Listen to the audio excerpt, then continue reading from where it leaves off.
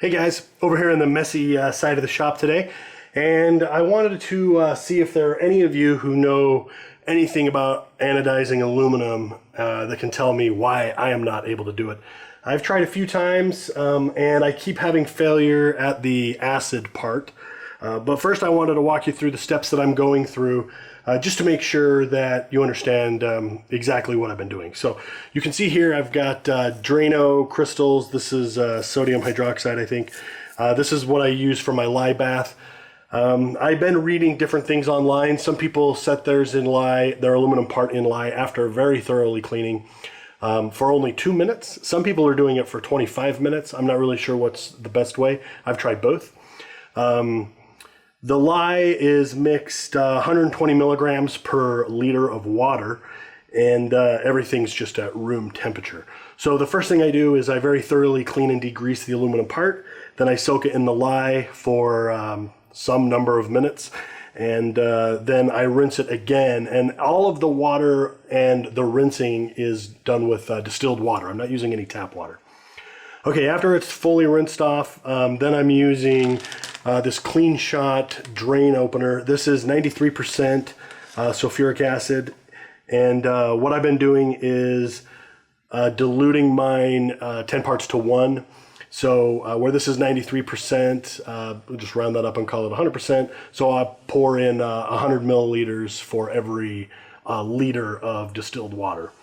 Once I get that part done, or once I get this mixed, then I set the part down in the acid, and I'm using a piece of, this is grade 2 titanium wire, and I'm using titanium wire to suspend the part in the bath, and then I'm hooking the positive lead of my power supply to this wire.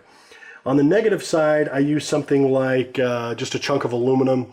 This is something that has been sanded both sides to remove any oxidation ahead of time, and then this is clipped to the negative lead and also submerged in the bath.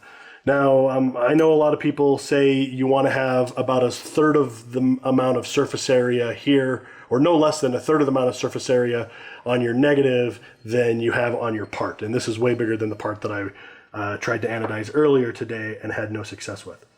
Okay, let me move the camera and I'll take you over to the power supply. All right, over here at the power supply, this is the Dr. Meter DC HY5020E. I bought this during my Kickstarter for anodizing titanium. It works pretty good for that. But for some reason I can't seem to get it to work for anodizing aluminum. So I'm just using the the standard old alligator clips that come with it. Of course, the positive goes to the work, the negative goes to just a piece of scrap plate or whatever. And it doesn't seem to matter what I do, I can't get a consistent result. When I hook everything up the first time, I'll start to get some bubbles on the plate and less bubbles on the work, which has the positive. And then the amps will jump up, and then after, I don't know, 10 seconds, the amps will go to 0 and the bubbling all stops. I can turn it off, turn it back on, mess around with things, and sometimes get it to do that cycle again, and then it shuts back off. So I spend almost all of the time just not getting it to pull any amps. Now, it's supposed to be, I would assume that I would want to set this in constant current. I've read that you want, I don't know, something like 5 amps per square foot for 2 hours. I've also read 12 amps per square foot for 1 hour. But it doesn't really matter because no matter what I do, I can't get this thing to stay at a constant current. And if I can get up to 5 amps, the only way I can get there is by turning up the voltage knob, and I end up with like 50 volts, which seems just way too high. You'll notice right now it's on constant voltage, and the only way I can get it to switch to constant current is to turn the current all the way off. And now it's in constant current mode. I think if I turn the current on to constant voltage mode and then turn up the volts, there you can hear the fan turn on. Yeah, see, I still can't get it to go. Now I have to shut it all the way off to get it into constant current mode. So let me turn this back down to 12.